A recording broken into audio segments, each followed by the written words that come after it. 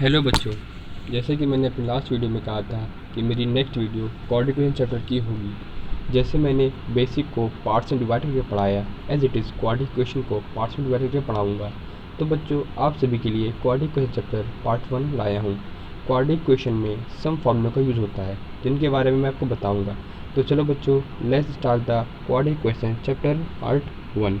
Okay, तो जिन फार्मूलों का use होता है बच्चों, तो उन फार्मूलों को मैं आपको बताऊंगा, और वो फार्मूले ये रहे।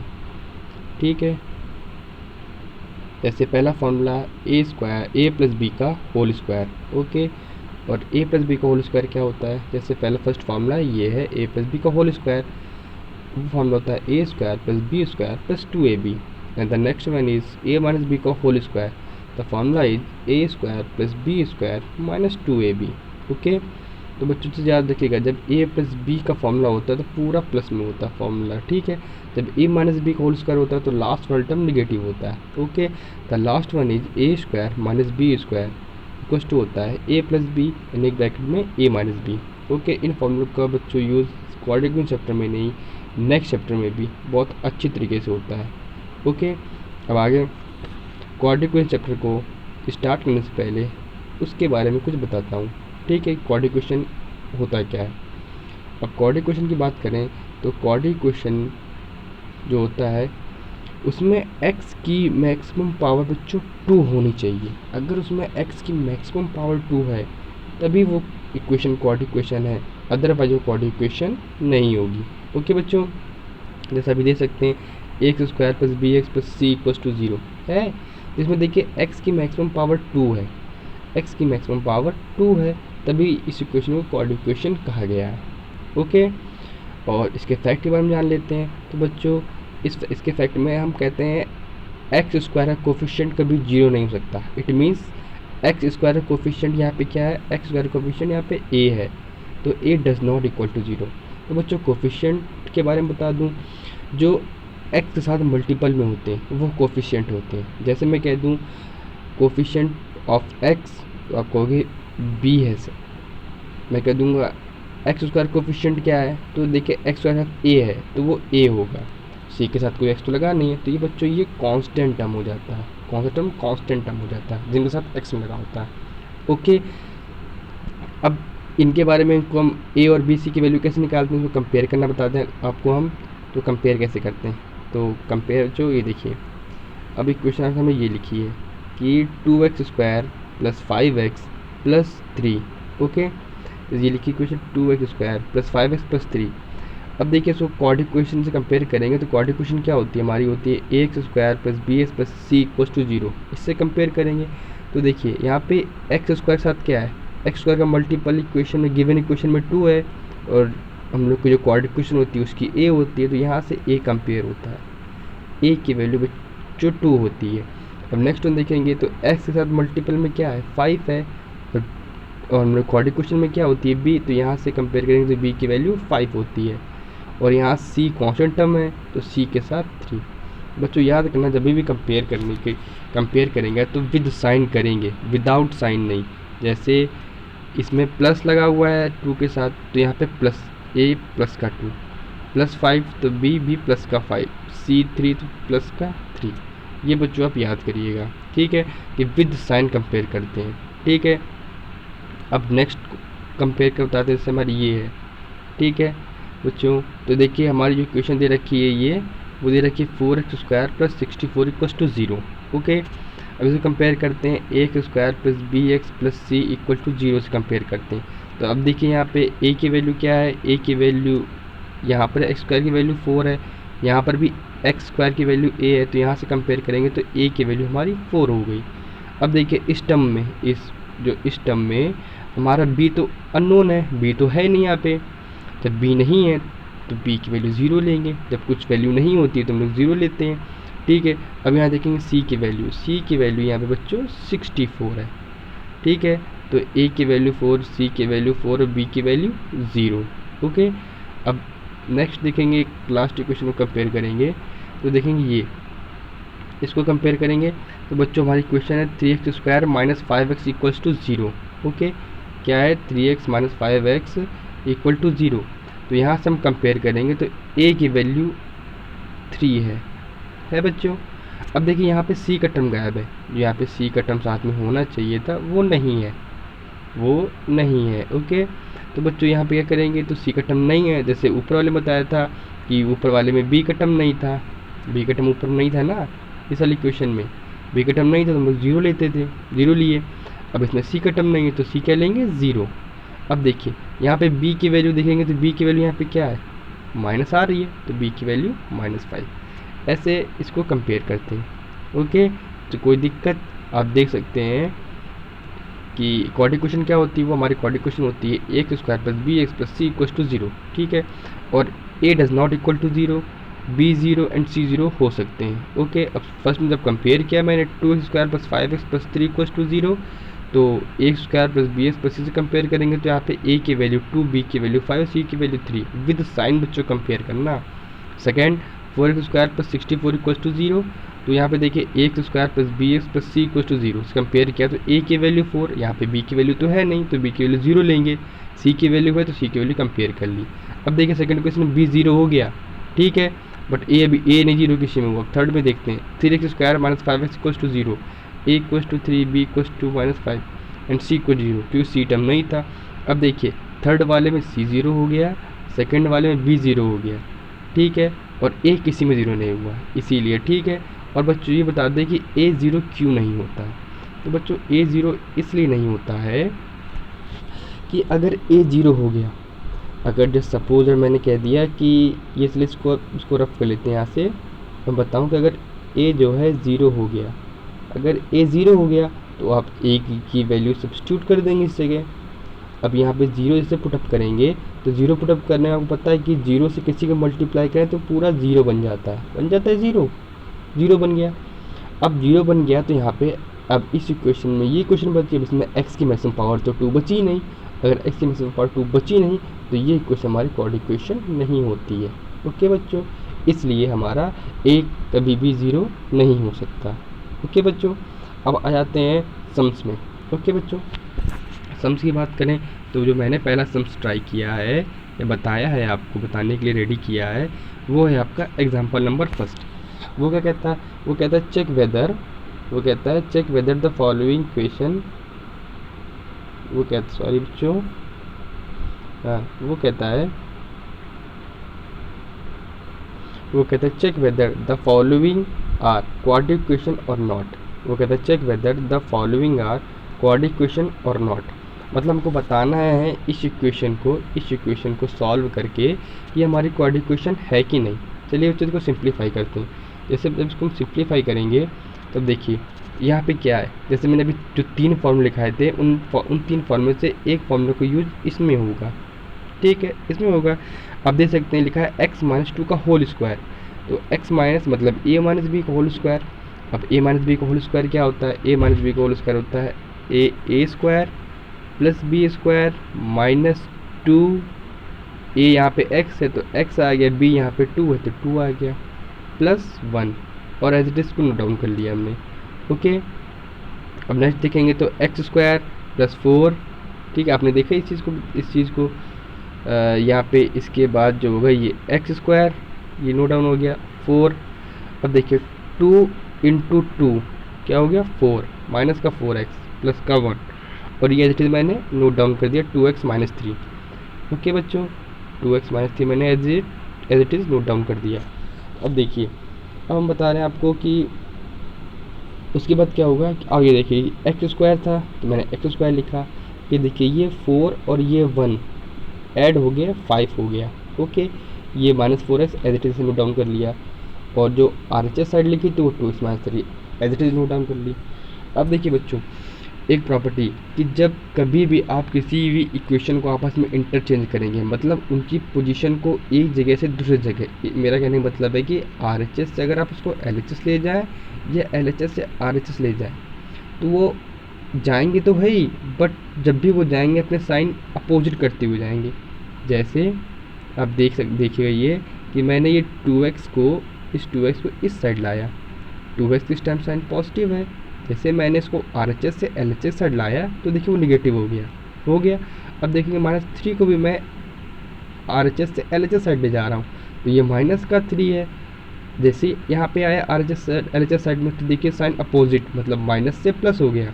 ठीक है, तो बच्चों याद रखना, जब कभी भी हम RHS से LHS या LHS से RHS ले जाएं तो हमेशा वो साइन के अपोजिट हो जाते हैं। देखिए ये 2x पॉजिटिव था, आके निगेटिव हो गया, 3 निगेटिव था, आके पॉजिटिव हो गया। ओके बच्चों, अब देखिए क्या करते हैं, यहाँ पे एक्स स्क्वायर था तो एक्स स्क्वायर नोट डाउन कर दिया। अब देखिए माइनस का 4x माइनस का 2x क्या होता है, आपको हमने पहले बेसिक पार्ट 1 में बताया था कि सेम साइन ऑलवेज ऐड होते हैं, तो 4x और 2x 6x हो जाएगा और साइन माइनस का ही रहेगा। अब ये 5 और 3, 5 भी प्लस का, ये भी प्लस का, तो ये 8 हो गया। तो हमारी क्वेश्चन सिंप्लीफाई करके बन गई x square minus 6x plus 8 equals to 0। Okay, अब इसको कंपेयर करते हैं, देखते हैं फॉर्म ये क्वाड्रेटिक इक्वेशन फॉर्म क्रिएट करता है नहीं करता है। तो हमारी फॉर्मेट क्या होता है क्वाड्रेटिक इक्वेशन का, x square plus B x plus C equals to 0 की होती है। तो देखिए एक्स की मैक्सिमम पावर 2 इसमें है, एक्स की मैक्सिमम पावर 2 इसमें है, तो हम ये कह सकते हैं कि this equation is a quadratic equation. Okay बच्चों, हम लोग को सिंप्लीफाई करके बताना था कि ये हमारी क्वाड्रेटिक इक्वेशन है कि नहीं है। अब नेक्स्ट उठाते हैं बच्चों। ओके, नेक्स्ट जो क्वेश्चन है वो ये है, वो हमारी एक्सरसाइज। ठीक है, अब देखिए, अब वो तो सिंप्लीफाई करने वाली थी, कभी कभी ऐसी फॉर्म भी आती है बताने के लिए कि बताइए क्वाड्रेटिक इक्वेशन है कि नहीं है। तो कोई नहीं बच्चों, देखिए ये एक्सरसाइज 5.1 का क्वेश्चन नंबर फर्स्ट का 4th पार्ट है। ठीक, तो एक्स हमारी क्वेश्चन जो इस इक्वेशन दे रखी है वो हमारी दे रखी है x plus 2x equals to x square, ये हमारी इक्वेशन है। इसको सॉल्व करके बताना कि हमारी क्वाड्रेटिक इक्वेशन है कि नहीं। चलिए बच्चों इसको सॉल्व करते हैं। तो अब देखेंगे इसको सॉल्व करने के लिए इसका एलसीएम हो रहा है। एलसीएम कैसे कहते हैं, इस एक्स के नीचे कुछ नहीं है तो लोग 1 मिनट कर लेते हैं। अब इस 1 और x का, इस 1 और x का एलसीएम लेंगे, 1 और x का एलसीएम x होता है, 1 और x का एलसीएम x होता है, लिया। अब जब एलसीएम लेने के बाद इसका क्रॉस मल्टीप्लाई कर देते हैं, x का x से मल्टीप्लाई करते हैं तो एक्स स्क्वायर, बताया था मैंने वो बेसिक पार्ट 2 में कि जब हमने x का x में मल्टीप्लाई करते हैं तो बेस सेम होता है, बेस सेम है तो उसकी पावर क्या होती है, ऐड होती है, इनकी पावर कुछ नहीं, तो 1 1 मान लेते हैं और 1 + 1 करेंगे तो क्या होता है 2। तो देखिए x की पावर 2 इधर आ गया। अब फिर इस 1 का इधर मल्टीप्लाई करेंगे, 2 1 = 2 डिवाइड में x इक्वल्स टू में एक्स स्क्वायर चल रहा था। अब इस पर देखिए बच्चों, अगर कोई चीज़ RHS से LHS ले जाते हैं तो हमेशा अपोजिट वर्क करता है। मेरा कहने का मतलब अपोजिट वर्क क्या, कि जो प्लस होता है वो अगर साइड अलग अदर साइड में गया तो नेगेटिव हो जाएगा, माइनस है तो प्लस हो जाएगा। अगर वो डिवाइड में है तो उसको अगर आप RHS साइड भेजेंगे तो देखिए वो मल्टीप्लाई में चला जाता है, किस जाता है, मल्टीप्लाई में। ओके बच्चों, मल्टीप्लाई में जाएगा तो हमारे पास इक्वेशन क्या है, ये हमारे पास जो इक्वेशन है वो बची है हमारी एक्स स्क्वायर प्लस 2, क्योंकि ये डिवाइड में था इधर मल्टीप्लाई में चला गया, तो देखिए मल्टीप्लाई में भेज दिया। अब देखिए जैसे मैंने इसको मल्टीप्लाई में भेज दिया, ठीक, अब इसको मैं मल्टीप्लाई में भेज दिया बच्चों, तो देखिए मल्टीप्लाई में भेज दिया तो इधर तो क्या एक्स स्क्वायर प्लस 2 है, एक्स स्क्वायर प्लस 2 रहेगी। फिर देखिए अब इसका मल्टीप्लाई करेंगे, बेस सेम है तो भाई यहाँ बेस सेम है तो उसका मल्टीप्लाई भी पॉसिबल है, तो मैंने x लिख दिया। अब क्या होता है, जिनकी बेस सेम होती है उनकी पावर्स ऐड हो जाती हैं, तो भाई 2 + 1 3 हो जाएगी। ओके, 3 हो गई। अब इसको कंपेयर करते हैं, तो अब हमने आपको बताया था पहले ही, जब भी कंपेयर करेंगे तो कंपेयर किया मैंने ax स्क्वायर, कंपेयर करोगे आप ax स्क्वायर से। अब देखने की बात यहाँ आया है कि मैंने बताया था क्वाड्रेटिक इक्वेशन में मैक्सिमम पावर 2 होनी चाहिए, बट यहाँ तो 3 दिख रही है। जैसे हमको 3 दिखी तो हम लोग कह सकते हैं कि this equation is a not quadratic equation. Okay बच्चों, अब हम लोग का जो नेक्स्ट सम्स है वो ये, इसके बाद से नेक्स्ट सम्स चालू हो जाएगा।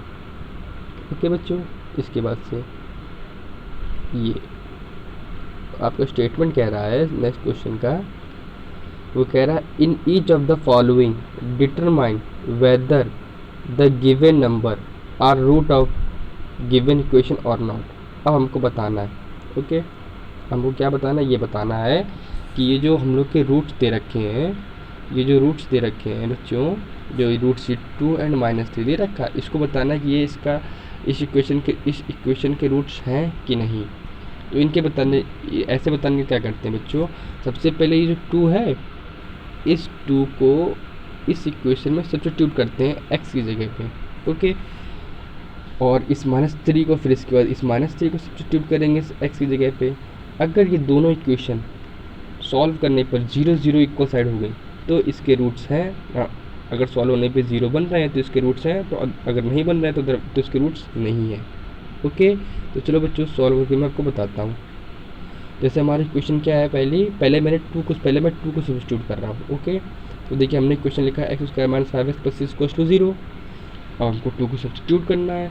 तो जहाँ जहाँ हमको x दिख रहा है वहाँ पे पुटअप कर देंगे। देखिए पहले दिख रहा है x², तो x की जगह 2 रखा तो 2 का स्क्वायर हो गया -5। अब इस x की जगह दिखा तो मैं 2 रख दिया +6। अब पता है 2 का स्क्वायर 4 होता है और 5 2 10 होता है, माइनस हो गया +6। अब देखिए ये 4 और इस 6 को ऐड करेंगे तो 10 हो जाएगा। 10 - 10 0, मतलब हमारा 2 रखने पे 0 तो बन रहा है, 2 रखने पे हमारा 0 तो बन रहा है। अब सॉल्व करते हैं -3 को रखने पे, कि -3 को रखने पे बन रहा है हमारा। अब इसको देख लेते हैं -3 को रखने पे बन रहा है कि नहीं बन रहा है।